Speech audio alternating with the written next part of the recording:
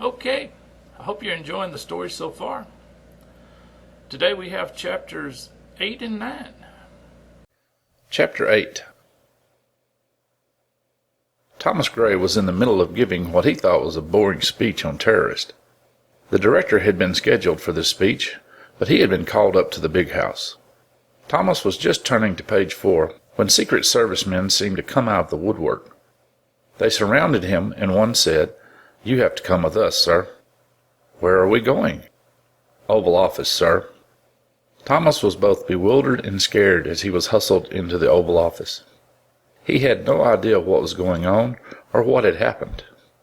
But he soon found himself face to face with the president. "Sit down, son. Would you like something to drink?" "No, sir," Thomas said, using every bit of self-control he had to keep his voice from shaking. He sat down and glanced around the room. There was a man dressed in black sitting on the couch, sipping coffee. He nodded to Thomas. Thomas felt a cold chill run down his spine. The president was talking again, and that snapped him back to reality. "It's Thomas, right, son?" "Yes, sir." "Thomas, I'm going to promote you to Director of Homeland Security." "Sir?" "What happened to the director?" "I fired him." "Sir?" "I fired him. And I'll fire you if you keep important information from me for days while you do some bureaucratic report. Do you get me?" "Yes, sir." "How much do you know about this murder rate thing?" "I helped compile the report." "Good. So what do we know?" "We get crime reports from all over the country, and they show a gradual but steady increase in murder rates over the last few months." "What kind of murders?" "We just get the numbers, not the details." "Here, son." The president handed Thomas a card. "This is my cell number. I want you to get out of the office and talk to the police captains and detectives yourself, and report to me what you find. Understand?" "Yes, sir." Thomas was well beyond flabbergasted by now. He was on autopilot and just going with the flow. "I assume D.C.'s rate went up as well." "Yes, sir." "Sounds like a good place to start." "Yes, sir." "Well, get to it, son." "Yes, sir." And with that, Thomas left the Oval Office on legs that simply refused to stop shaking. "What do you think, B?"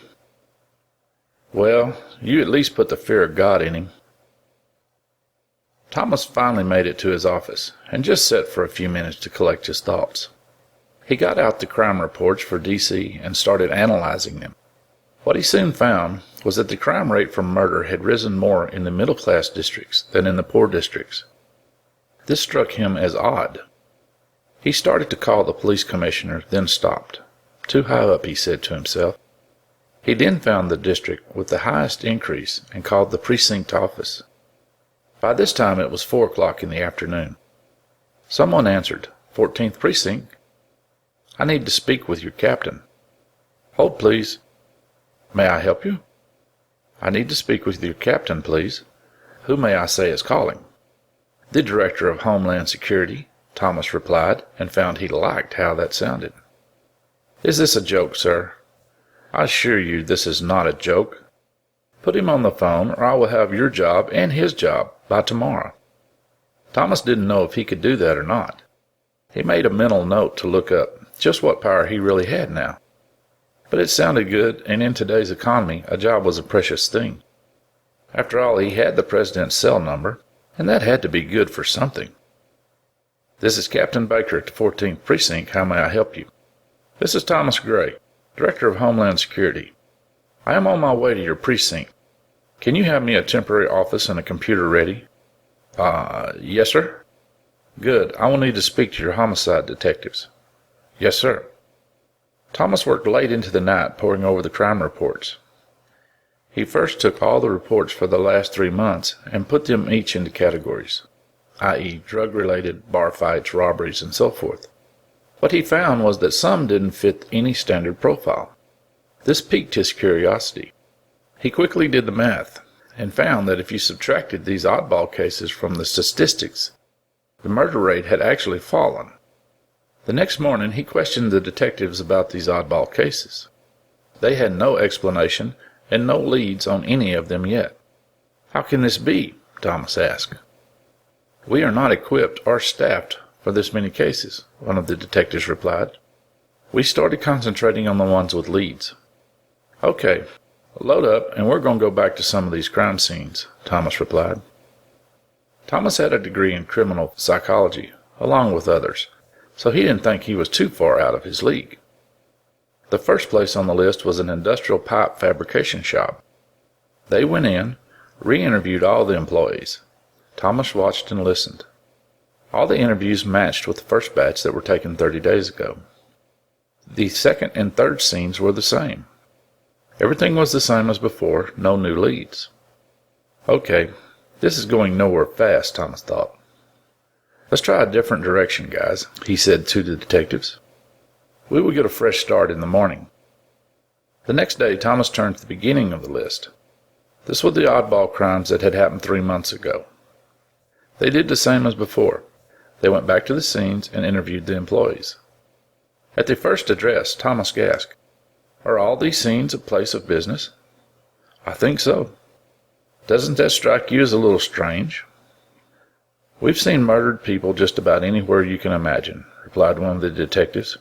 You get numb to it. The first place they stopped looked like all the others. Thomas was losing hope when one of the detectives came in and said, That's the last employee. Thomas had been checking them off his list. There was one name without a check mark. What about this guy? Oh, the other employee said he died. Did they say how? I think one of them said he had cancer. At the second stop, it was a carbon copy. One employee was missing because he was dead from cancer. This can't be right, Thomas thought to himself. This would just be too weird. On the third stop, it was the same, except this employee wasn't dead yet. Thomas walked into the man's hospital room. The elderly man looked pretty bad. They had him hooked up to several machines.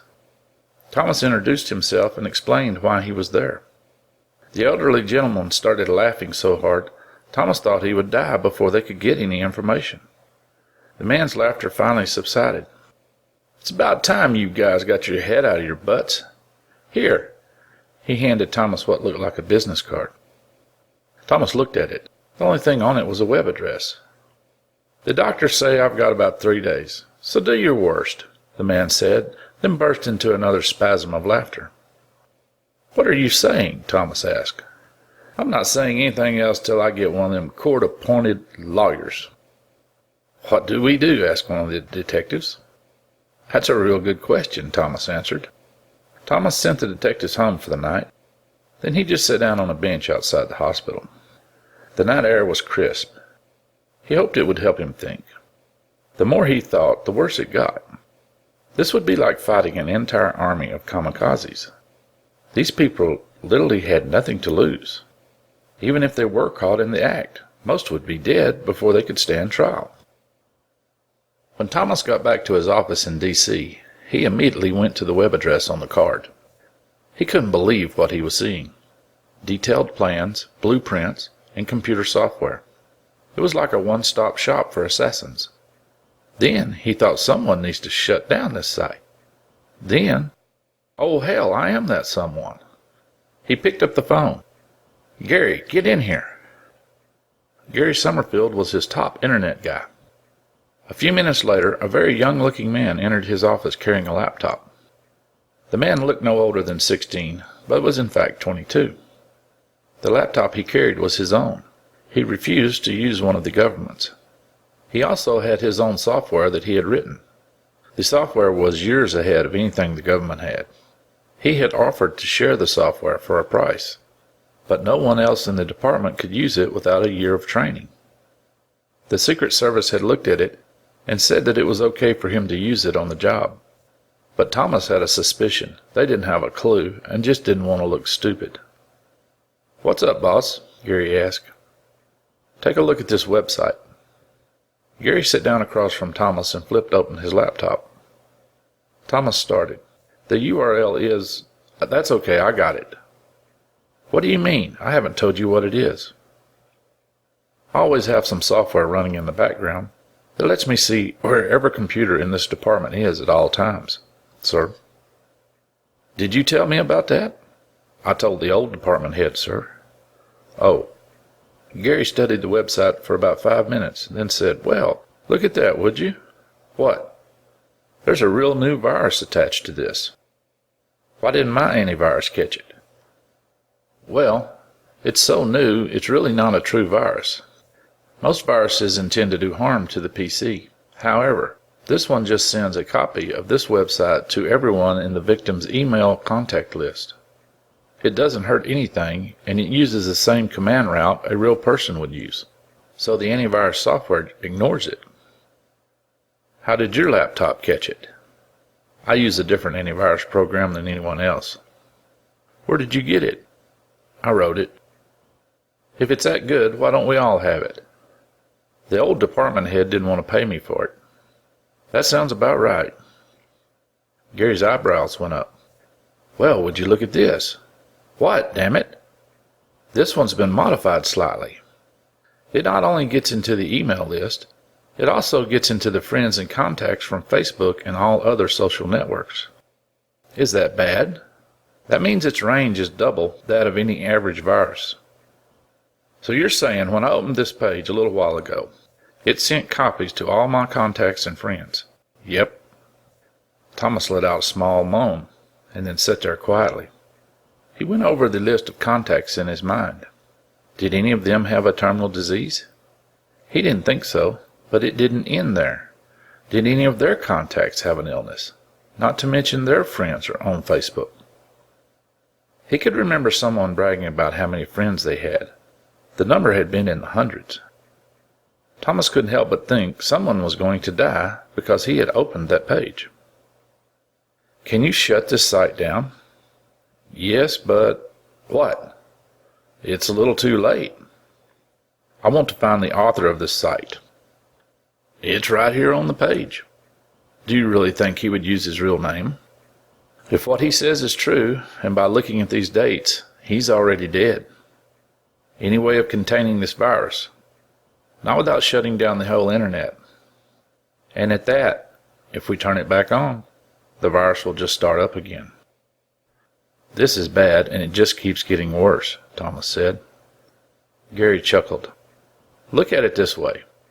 If you're not an asshole, you should be pretty safe.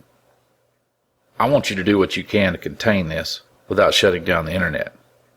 "I'm going to get you some help," Thomas said as he picked up his phone and hit the speed dial button labeled FBI.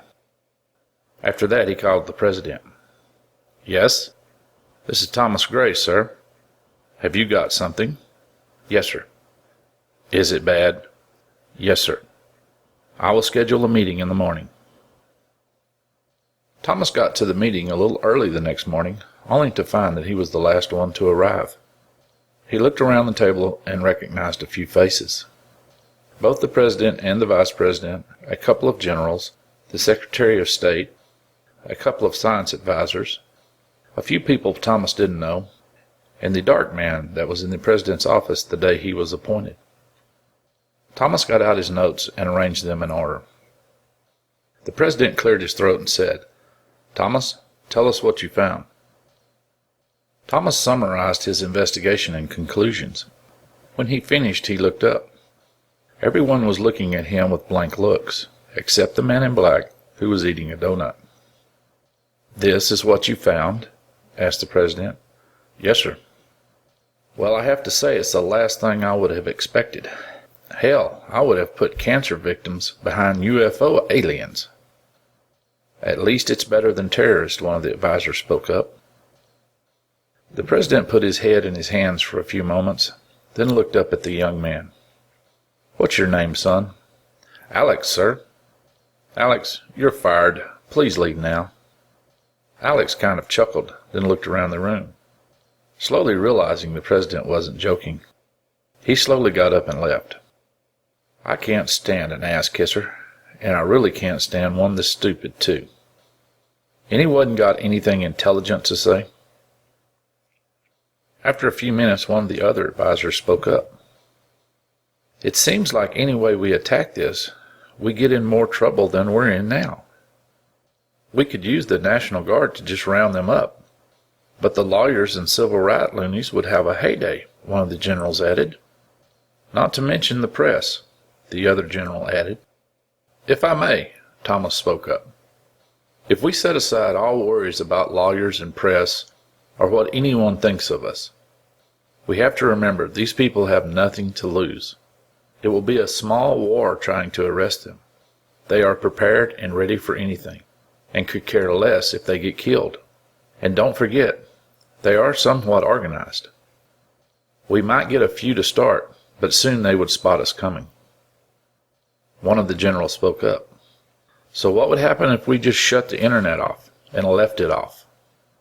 The economy would instantly crash, and we would be plunged into something like the Dark Ages, one of the science advisors said. He added, we have become too dependent on it. A few more ideas were tossed around. None of them held any hope. Finally, the president called an end to the meeting, sending everyone to his or her own department to work on the matter. Everyone left the room except the man in black, who was just finishing up his coffee. What the hell am I going to do, B? The president asked. The man in black got up, walked to the refreshment table that was set up at the end of the room, and picked up a fresh bowl of strawberries. He walked over to Walter and dumped the berries on the table in front of the president. What the hell are you doing? Bear with me, sir. The man in black picked up one of the berries, looked at it very closely, turning it over and over in his hand.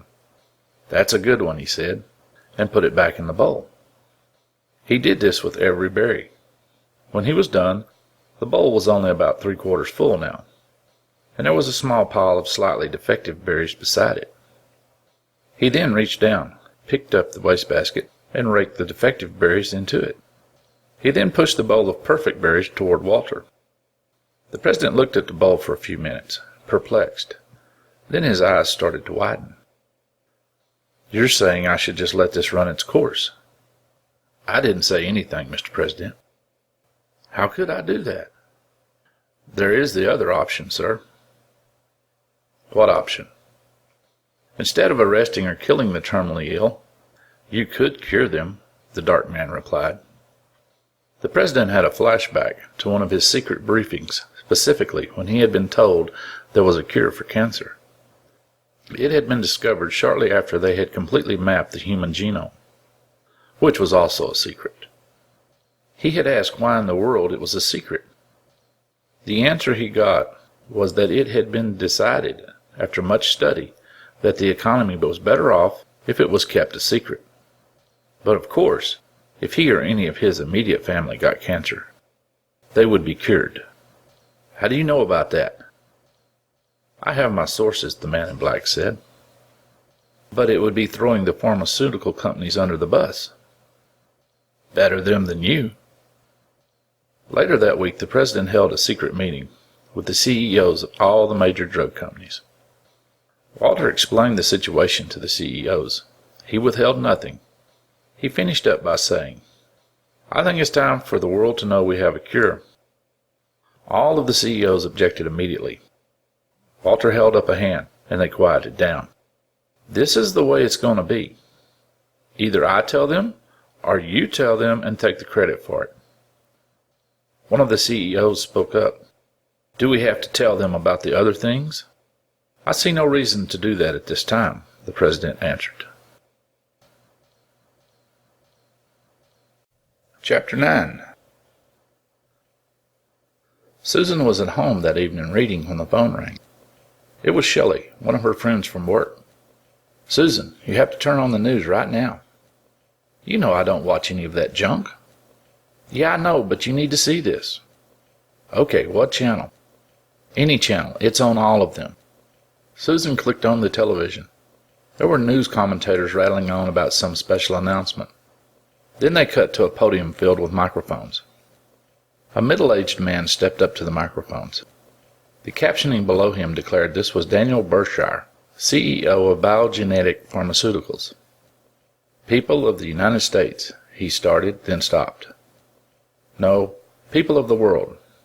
Biogenetic Pharmaceuticals is proud to announce we have developed a cure for all cancers. Susan felt a cold breeze brush her cheek. She looked up. The ceiling fans were off. She looked over at the air conditioning unit. It was off.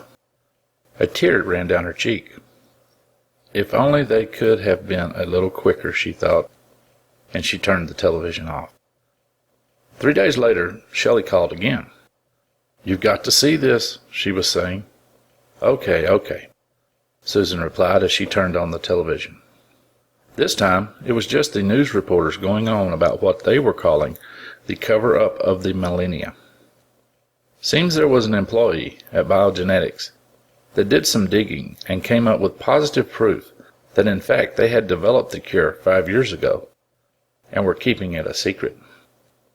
The person that discovered this had been smart about how to unveil it. They had posted the story on about 1,000 websites and given it to every TV network in the world all at the same time. The employee knew that if they just told a couple of TV networks, that the government would just confiscate and squash the story, much like they did with the Mars meteorites, and that story had been live on CNN. But by releasing it simultaneously worldwide, the government didn't have a chance. It was later discovered that the employee had a child who had died of cancer. As Susan watched the screen, another breeze brushed her cheek. She didn't have to look. She already knew the fans and the air conditioner were both off. "I see," she said out loud to no one in particular. She then clicked the record button on the DVR. She was going to need all the information on Daniel Berkshire she could get. The next day she went to the storage building and retrieved a long black case. The next week Susan went to the shooting range a few times to get in some practice. She knew the man who ran it. He was on the same bowling league as her. If it was anyone else, I would have to schedule them in, he told her on the first day. My business has increased tenfold in the last 3 months. Susan looked at the other shooters as she walked by. She couldn't help but notice they were either pale and sickly looking, or they were women. No one on the range that day was practicing with a pistol. They all had long-range rifles like the one in Susan's case. This fact was not lost on Susan. At least I won't stick out like a sore thumb, she thought. The first day, she just practiced on loading and shooting. She didn't care how close she was getting to the target. The second day, Susan really started trying to hit the bullseye. However, she wasn't having much luck. After about an hour, she was sitting looking at the paper targets, trying to figure out what was happening. A young man walked up behind her and looked at the targets. "I think I can help you with that," he said. The man startled Susan, and she looked around. Susan took quick measure of the man. Young, well-dressed, well-groomed, polite, and a good smile. She decided he was all right. She did this in about 5 seconds. She was good at taking the measure of a man very quickly and was almost always right. "I don't think anyone can help these shots," Susan said. "Well, let's take a look. Show me your first shots." Susan handed him the targets. "Okay, now the last ones." She handed him the other sheets. "Seems to me this scope was not sighted for you." "What do you mean?" "If you're really doing some precision shooting, you have to sight the scope for the person shooting.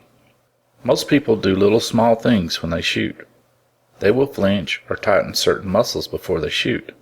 Most shooting coaches try to break these people of the bad habits. Another way is to sight the scope to compensate for them. Look, if you take these 10 shots, you hit a little left and a little low of the target. In these 3, you were just all over the place. Let's throw out these 3 and adjust your scope for the others." "Okay," was all Susan could say. After several adjustments, Susan could hit the bullseye 5 out of 5. "Another day of practice and you'll be set," the man said. "I didn't catch your name," Susan asked. "Rick Summerfield," the man answered. "I'm Susan Davis." "I know who you are, Miss Davis." A chill ran down Susan's back. Had she been wrong about this man? "How do you know who I am?" "I was one of the detectives on the murder case at your husband's job site." Another chill ran down Susan's back. Rick must have seen it in her eyes. "Did your husband tell you I came to visit him in the hospital?" "No, he didn't mention you." "Well, he didn't confess, but he gave me a web address, and after I looked at it, The pieces fell into place. However, we never closed the case. I would wager if I checked that rifle of yours, we could close the case." "Is that why you're here?" Susan asked, almost in tears now. Rick put on his most convincing smile. "No, it isn't, Mrs. Davis." "Then why are you helping me?" "The same reason I come out here and help all these other people. The same reason I never closed the case. My father died a slow and painful death because of cancer. And now that they have announced a cure, and that they have been hiding it for years, I can pretty much bet whom you're going after. Good luck, Mrs. Davis." And with that, Rick gave her a big hug and walked away. Susan just stood there bewildered for a moment, then turned and started packing up her rifle. "Guess I wasn't wrong about him," she said to herself. 2 weeks later, Susan found herself in a rented office in the middle of downtown St. Louis, the home of Biogen. This office building just happened to be across the street from a fairly well-known and expensive restaurant. Her plans nearly collapsed because the building manager that had rented her the office said this was the last one available. For some reason, he had had a run on them lately. 2 weeks ago, there had been a dozen of them empty, and had been for some time. Because of the bad economy, Susan's background check amounted to seeing if her credit card cleared.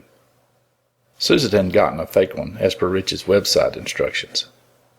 This building was one of the old downtown buildings built before the skyscrapers, and thus had real windows that opened. Location to the restaurant and the windows was why Susan chose this one. It was only 5 stories high, so any of the offices would work nicely. Susan opened the window, then pushed an old sofa that a previous occupant had left behind over to the window. This will do nicely, she thought. She checked her watch. It was 10 after 12. "Okay," she said. "It's almost showtime." She got her rifle out of its case, loaded it, and checked the scope. She then propped it on the back of the sofa and checked her line of sight to the restaurant door. It was perfect even if a car parked in front. She was high enough up to get a shot over it. Now all she had to do was wait. The sun coming through the window felt good on her face. It seemed to relax her a little. And a little was all it took. She was sound asleep in less than a minute. She dozed dreamlessly for about 30 minutes. Then a cool breeze brushed her face, and she jolted awake, looking at her watch. Okay, showtime.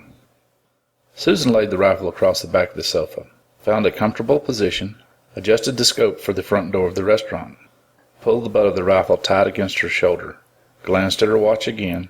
It read 1 o'clock on the dot. She put her eye to the scope. One thing you could say about Daniel Berkshire was that he was predictable. On this day of the week, he always ate lunch at this restaurant, and this week was no different. A long black limousine pulled up to the curb. A few moments later, a middle-aged man stepped from the restaurant. He paused for a moment and appeared to be glaring at the noonday sun. He then started to reach into his coat pocket, perhaps for his sunshades. Some small red dots on his upper left pocket caught his eye. He raised his hand as if to brush them away, then froze. Realization flashed across his face. His first and last thought was, "Oh, shit." The next moment, 4 bullets hit his chest in the region of his heart, and 6 bullets struck his head. He was thrown backwards and slammed into the restaurant doors.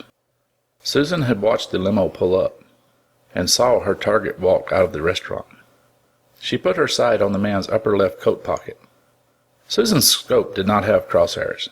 Instead, it just had a single red dot.